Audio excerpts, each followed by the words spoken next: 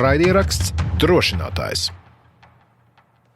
To begin, I wanted you to tell me a little bit about yourself. In one of the interviews a year ago, I was here in Munich and I spoke to a Ukrainian woman who moved here after a full-scale invasion, but you have been here already for more than 10 years. Yes. So what brought you here from Ukraine to Germany?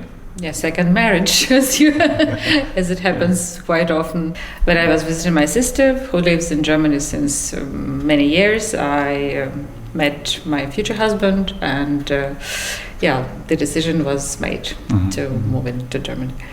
I moved 2012, and since then I'm living here in Bavaria. So you're living here for a long time. So do you consider yourself Ukrainian but also a German now? Yes, it's both. It's always both. So when you move, you cannot put like a border between two countries, two cultures. You are a little bit of both. So I cannot tell I am German, or I cannot tell I am completely Ukrainian because I moved from there. But anyhow, mixed culture somehow. Do you have something Ukrainian, traditions or something in your family as well? Hard to say. Of course, Christmas, for instance, we were celebrating in two different ways. It was like Orthodox way and Catholic as in Germany. And that's actually it, probably, because, traditions, it's about education, it's about culture, it's about what was in your family, in Ukrainian family or in German family or whatsoever. But now it's all mixed up. I cannot. It's too many years as well. And especially, I have a daughter, and she was supposed to be integrated in this culture. So it was, also more German, let's say, than Ukrainian. If it's not a secret, what do you do in Germany on a daily basis? What is your profession? The question is quite complicated, but in Ukraine I was a doctor, a cardiologist. When I moved to Germany, it was a question either to invest my time to make this Anerkennung, we say in Germany, to be able to work as a doctor here, or to invest this time into my family, into our business and so on. I made a decision against the medicine, let's say. I started to do finances for our company, and so far I'm doing it since many years already. No regrets, but I'm missing medicine a little bit, but it was really too hard to go through all this process and so on. Now they want to change it, but at my time it was not that easy. So we often hear from our guests that the full-scale invasion changed their lives more or less. How do you remember this February 24 living here in Germany? What and how maybe changed for you, or it didn't change anything maybe? Yeah, it changed a lot because I'm originally from Kharkiv. My father at the time was living in Sumy, and these were two cities which met as first this invasion, because both are the border cities, let's say. That's why it was quite hard, because I have a lot of relatives there, a lot of friends there, and it was really tough. You cannot forget it. And I didn't know what I can do. I didn't know how can I help, for instance, my father, because it was not possible. The city was already surrounded by enemies, and there was no in or outs at the moment. And that's why, we started, me and my daughter, we started to look around what we can do from here, from Germany, how we can help, how we can change. We participated on some demonstrations at the place that we are living, in Munich also, and then we found it was in the church, in the Greek Catholic Church in Munich. It was a huge Sammelstelle, I'm not sure how to say it in English. They were a gathering place. Yeah, there were the Ukrainians, Germans, everyone was bringing something and doing something, and there were a lot of cars, people, and packages, and so on. And because I had a medicine background, I've seen the Red Cross, and I asked if I can help somehow, and it was necessary because there were lack of knowledge by the people sorting out all this medicine and pills and so on, which were brought by all Germans, all citizens of Munich and around. And it was a start, and I'm still here. So it was the beginning of the foundation, actually, this charity foundation which we have now. That was already in February or in March? It was already in February. It was like first week of the war. About this organization, Munich Helps Ukraine, what kind of help does it provide to Ukrainians? I understand it's both for Ukrainians here and also in the Ukraine, or? We did it in first year because it was really necessary to help Ukrainians coming to Germany. We had a huge warehouse. We can sort out clothing. We gather also some food, some meal, and so on. The Ukrainians moving to refugees, let's call it refugees, they could take some clothing because many of them just live in the places with small bags, couldn't take anything with. And this help at the beginning was really necessary. Later on, we decided to close this part because in Germany it was already organized in a better way, and then living in Ukraine was no more that chaotic. So it was not really the essential after 1 year. Doing that. And now our main focus is on helping Ukrainian in Ukraine. Yeah, what were those things that were needed the most for the refugees? Like you said, clothes, yes. Clothing, yes, and toothpaste, shampoos, whatever, the essentials, which we had also our partner at that time. They provided us with meal every week. We could pick it up and we brought it to our warehouse and we can split it or just make some gathering to give some food. And the Germans were collecting these things and brought to the warehouse, or how those things were brought to? We had on our own bus which was given us for use by one big company in Germany, so we could pick it by ourselves, pick it up. From this, but basically, yes, Germans were bringing food, clothing, whatsoever. So it was non-stop process because everyone was shocked on what has happened, and everyone was willing to help the Ukrainians, and Ukrainians coming, Ukrainians which are still there, and so on, and they still are. The Germans. It's really.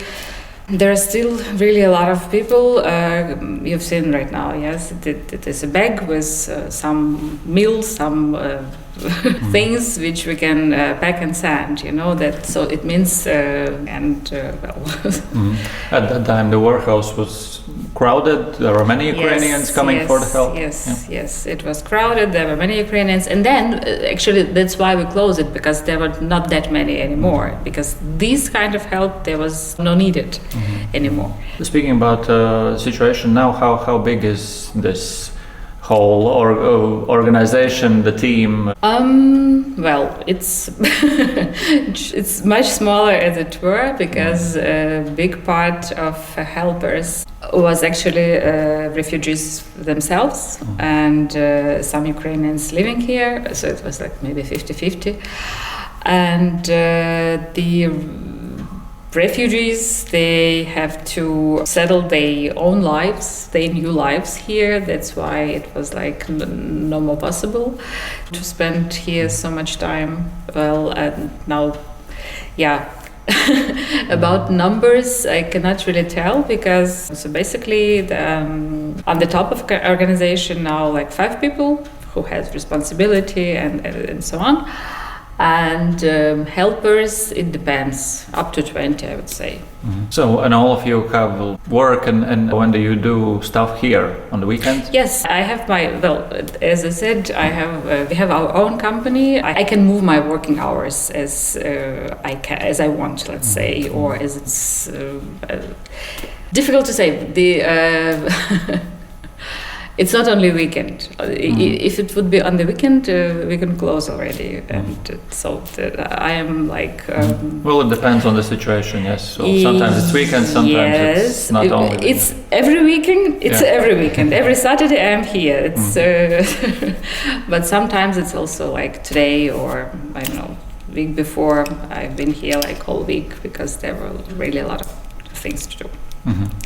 So what do you transfer to the Ukraine right now? What are those things? How do you gather them? And if we are talking about gathering and collecting, it's mostly clothing and also some toys, also some shoes and some meal, which is Germans are bringing here. But we also like collecting money, donations, and we are able to buy something also in Ukraine. It saves us logistic time, additional expenses, and it's much easier for us because it's like all over around you can have an invoice, you can pay this invoice, and they send purchased items directly to a recipient. And how hard it is to deliver it to Ukraine? We know there are many smaller or bigger organizations also in Latvia who are bringing stuff there. How hard it is to get there from here and to get it in Ukraine and to the ending? It's not easy, but in these 3 years we have our suppliers, let's say, who helps us. Some small cars, big cars, some of them are free of charge, some of them giving us a huge discount. We have like possibility from our helpers here to send big car to Poland, and from Poland it's easier to transfer it to Ukraine because it's basically on the border. And I saw that the main focus, at least what I saw on the website, that the main focus is assistance to Ukrainian hospitals. Why hospitals? Is it because of you? Yeah, well, one can say yes. I'm coming from medical family. I am coming from the area which suffered most. And I have a lot of contacts and I have like a lot of persons of trust. It's not like it's just, sending something in somewhere, not knowing at the end where does it go. So that's why I know what is exactly missing. So you cannot really tell me, we need this and that, and one can see if it is true or not. And that's why it was our main focus. But also it's like helping inland refugees of Ukrainians. It's also the second main focus, and also kids. And it works, I guess, both ways. You maybe get some requests from Ukraine, and you also tell people over there what you have received here. Of course. If I have something here, I know whom I can offer this because of different needs of every chain in the medical system, So like small hospitals, big hospitals, or like, there are some teams of doctors. They are helping like on their own, and they are making, let me find some right words for that. Like one team I know, they have 3 cars and they're just making house visits in the area near the front line. So this is like the part of medical system which didn't exist before. And it's existing now because there is like the demand, And again, because I am familiar with the system of medical help in Ukraine, it's easier for me to find really the trusted person and help exactly as it is needed. What are those things that you maybe send to the hospitals, or what hospitals are needed? Well, it's mostly, I guess, some like small things, Depends. If I have very often I have good Germans, let's say, offering their help, for ultrasound device. They have one, they can donate it, and they're asking if it's needed. Or hospital beds, or what else? Like this portable ultrasound device. It's also because, the small hospitals, near the front line, they do not have much space and they have to move quite often. And there are still some people living there, and their help is always needed. And that's why also to connect this little thing to your mobile, and you have a good device to make some diagnostic.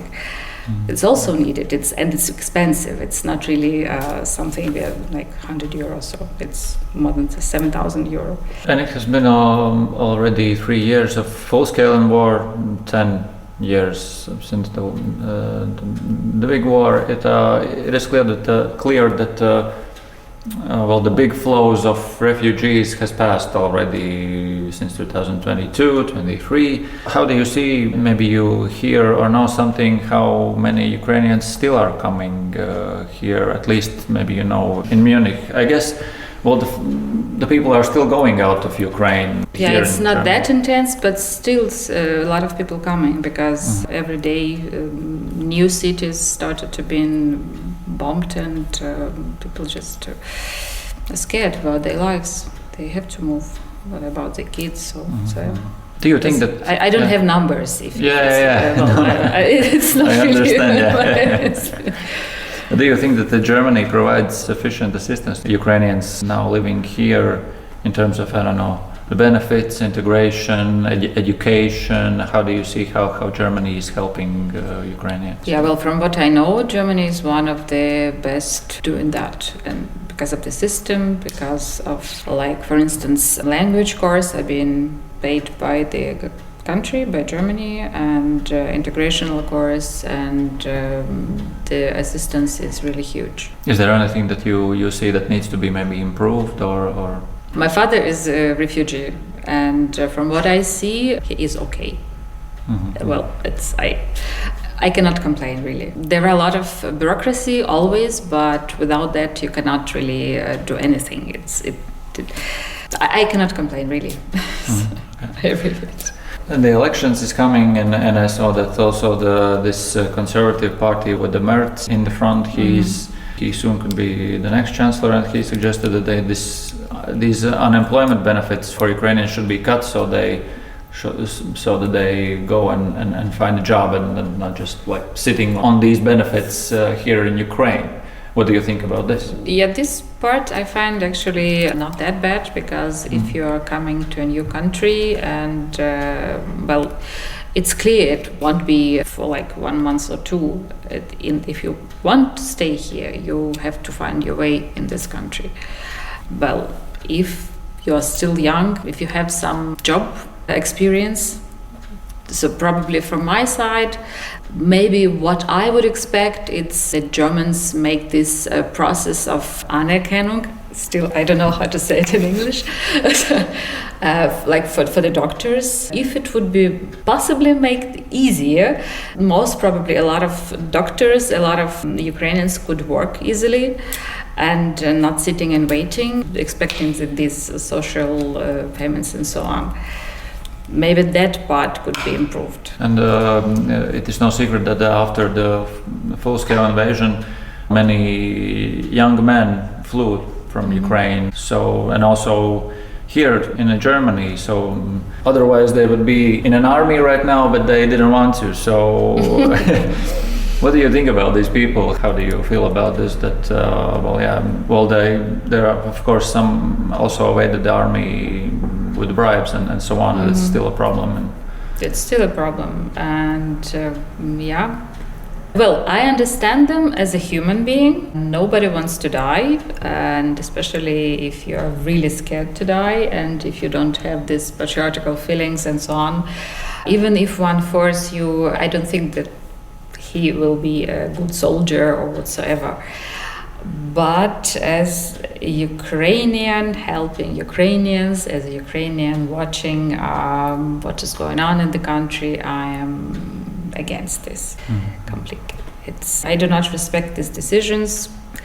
As I said, as a human being, yeah, completely understandable, but not at this time. And Ukraine is intensifying these efforts to try to bring more Ukrainians from abroad back to Ukraine. How do you think is it possible to somehow convince maybe first of all, those men who are here because they don't want to be in army, and maybe the ordinary people as well, so they're able to return? There are these talks of peace right now, maybe. Well, convincing, it's a big word. I don't know.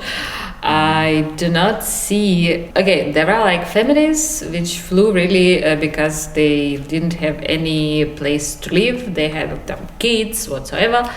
These families, a lot of families actually waiting until it will be safe and they will go back. It's really a lot of families. I know a lot of families. My father is the first one. He is waiting until we all more or less safe, and as the first he will go back. He is counting days. I don't know how he counts, but he's counting. So based on what information, he won't find himself in this country. Young families or young single people, most probably they will stay here, because in these 3 years they started a new life here. And this life is not that bad. Finding themselves and finding a new way, building families and so on. So it will be, the big part will move back, but a big part will stay here. Yeah, because there are those talks about maybe ceasefire, but I guess we see that there will still be, the country will be unstable, and I guess for most of the people who are living abroad, they now have some sense of stability, and so it's... But there are also, a lot of them couldn't find, stability is okay, but a sense of life here, They cannot work as they used to in Ukraine because of whatever language or problem with the diplomas, whatsoever.